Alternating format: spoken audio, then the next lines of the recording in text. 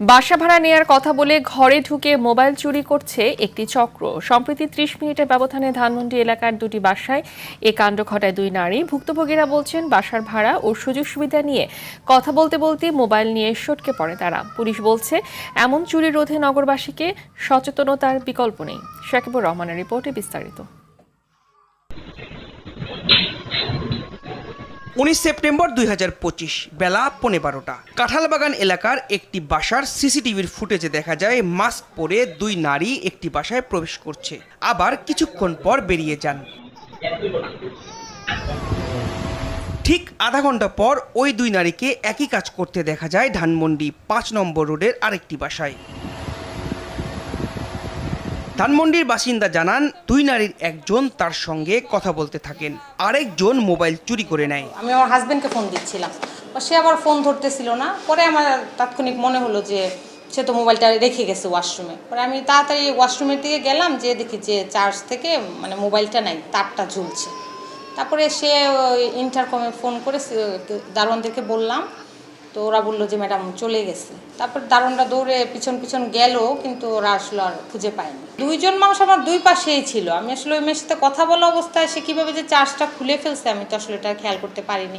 তারা চলে যাওয়ার কিছুক্ষণের মধ্যেই মোবাইল চুরি হওয়ার বিষয়টি টের পান বাসার মালিকরা। এমনকি এ নিয়ে পুলিশের পরিচয় দিয়ে মোবাইল ফেরত দেওয়ার কথা বলে দাবি করা হয় মোটা অঙ্কের টাকা। আমার যেদিন ফোনটা হারায় তার পরের দিন আমার একটা কল এসেছিল, আমাকে বলেছে যে চিটাগং থানা থেকে বলছে আপনার ফোনটা উদ্ধার করা গেছে, আপনার কি আইফোন 15 পিঙ্ক কালার ফোন হারিয়ে গেছে কেন স্পেসিফিকলি। এবং তারা যে ফোনটাতে কলটা দিয়েছিল সেটা হচ্ছে জিডির সময় যে ফোনটা দেওয়ার নাম্বারটা দেওয়া হয়েছে।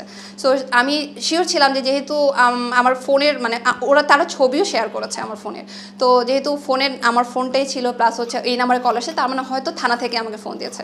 তো তারা আমাকে বললো যে আপনি আপনার ভোটার আইডি কার্ড দেন, আপনার হচ্ছে বাসার অ্যাড্রেস দেন, প্লাস হচ্ছে ফোনের বক্সের কাভার ছবিটা দেন। তো আমি সবই শেয়ার করছি, করার পর আমাকে বললো যে আপনার অ্যাড্রেসে আমরা ফোনটা আজকে পাঠিয়ে দিব, তো আমাদের কিছু খরচ হয়েছে। আপু পুলিশ বলছে যে আপু আমি আমার পায়েও ব্যথা পেয়েছি, সো আমাদেরকে কিছু টাকা দেন। সো ওনারা আমার কাছে 15,000 টাকা দাবি করে, তারপর নেগোসিয়েট করে 10,000 টাকায় রাজি হয়, তাহলে তারা আমার ফোন পাঠাবে এইভাবে বলে। পুলিশ বলছে সিসিটিভির ফুটেজ দেখে চোরদের শনাক্তের চেষ্টা চলছে। কয়েকটা ঘটনার তথ্য আমরা শুনেছি, বিশেষ করে টুলেট লেখা বিভিন্ন বাসায় গিয়ে সুযোগটা নেয় তারা, একজনকে কর্মব্যস্ত রেখে আরেকজন নানাভাবে কৌশলে মোবাইল ফোন অথবা মূল্যবান জিনিসপত্র নিয়ে যাচ্ছে। এই ক্ষেত্রে কেউ যদি আমাদের কাছে লিখিত অভিযোগ দেয়, অবশ্যই আমরা প্রয়োজনীয় ব্যবস্থা গ্রহণ করব। অপরিচিত কাউকে বাসায় ঢুকতে দেওয়ার আগে আরও সতর্ক থাকার পরামর্শ ডিএমপির। যখন আপনার বাসায় অপরিচিত কেউ ঢাকা শহর বাসা ভাড়া দিতে আপনারা সতর্ক থাকবেন। সতর্ক থেকে অবশ্যই জেগে জানিয়ে শুনে বাসা ভাড়া দিবেন। এই মহিলা দুইটি বাসা ভাড়া খুঁজে বাসা ভাড়া নিতে যাইয়া এই মোবাইল চুরি করে নিয়ে চলে গেছে।